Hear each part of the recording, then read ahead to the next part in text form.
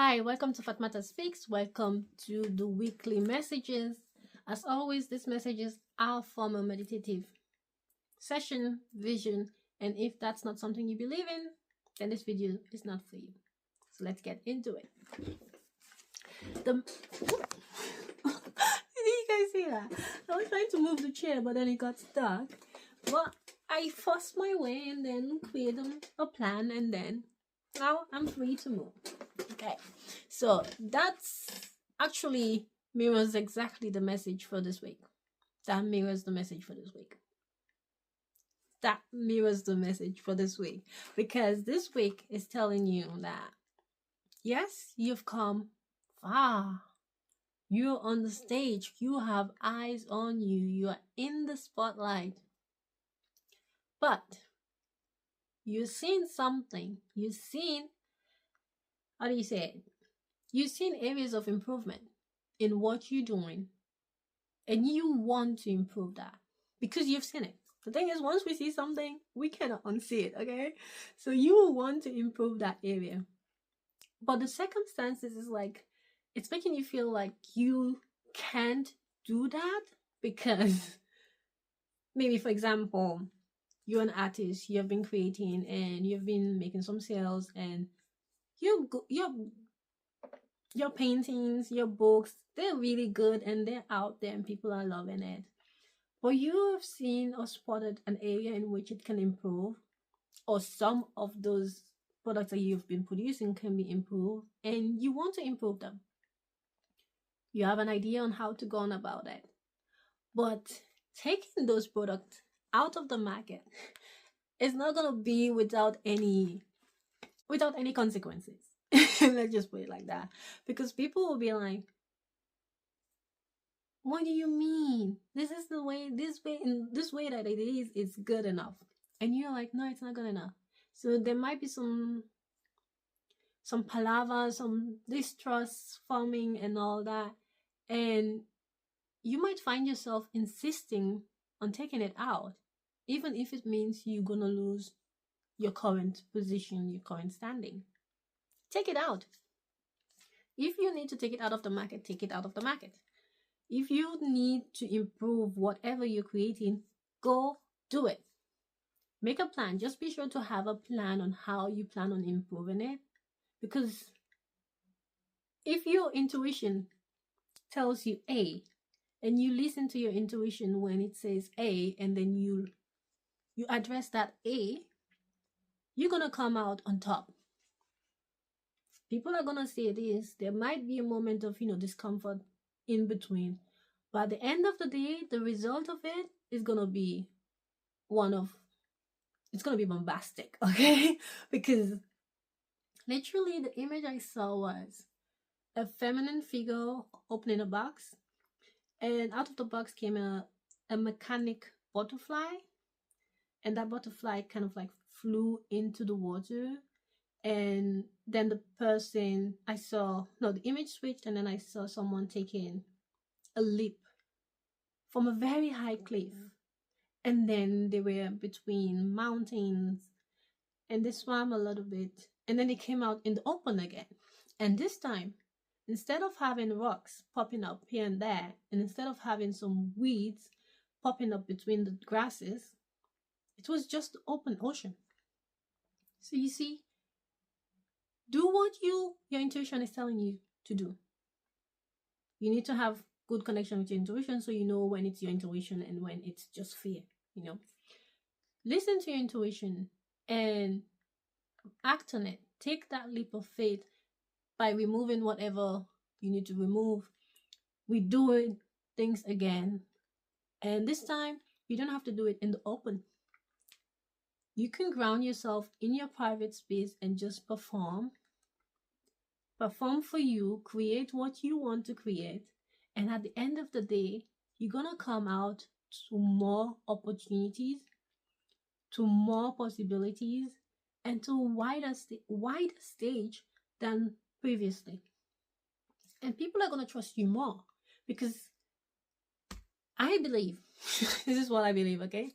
I believe if someone creates something and then they put it out there, and then after a while they're like, I can make this better, and they took it out and they actually make it better, that for me speaks volume. It speaks volumes because that person, for me, I see it as the person knows how to assess themselves. That person knows what is good. They have style and they have the talent for it. But again, when you create people, this is for the artists and the creators. When you create, do not rush the process. No one is chasing you. I know we just want success. We want, the attention. We want people to buy our art and to give us their attention and all that. There's nothing wrong with that. But do not rush your art. Put it out there when it's actually ready. Do not put it out there just to satisfy people, the audience. I know there's timing and all that, but if it's not ready, don't put it out there. I believe that certain things, the timing for them is never gone, because once you put it out there in its best form, people are going to be attracted to it. They're going to come, see it, and be like, oh, I need to have that. Can you make that? Can you make it in this way and that way? And you will find yourself having actually more job, more commission, more people wanting, more fans, more everything. Certain things are not attached to time. We're the ones who are putting time on certain products, but some are not really attached to time. Like in the publishing industry, of course, there's a trend, and then the trend will die out.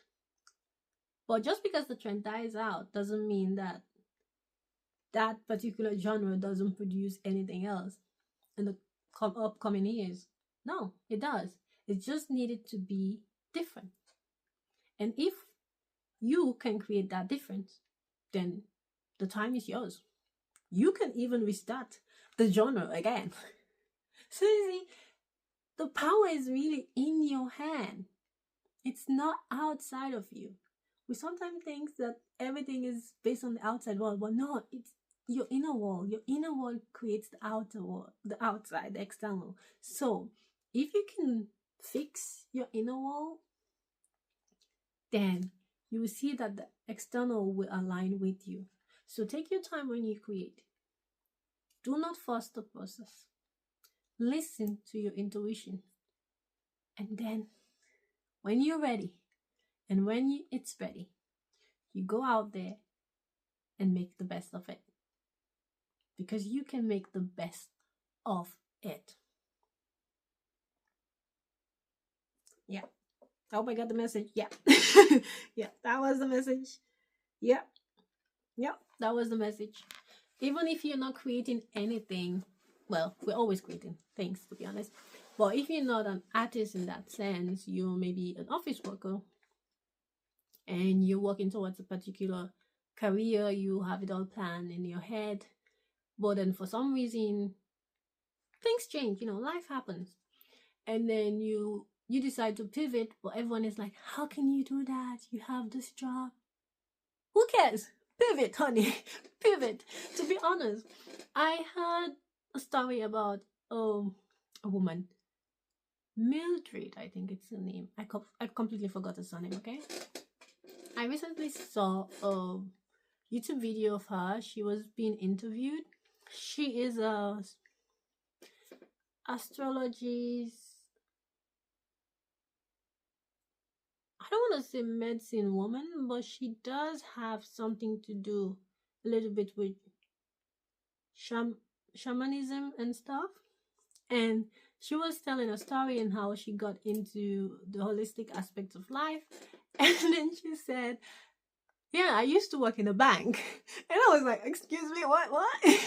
And yeah, I used to work in a bank, and I went all the way, achieved all the goals, got all the promotions that one can get. And then at the end of the day, I just decided this wasn't me anymore. So I changed and I started doing astrology. And I'm like, oh, it's okay. It actually makes sense because this one is what she aligns with at this moment.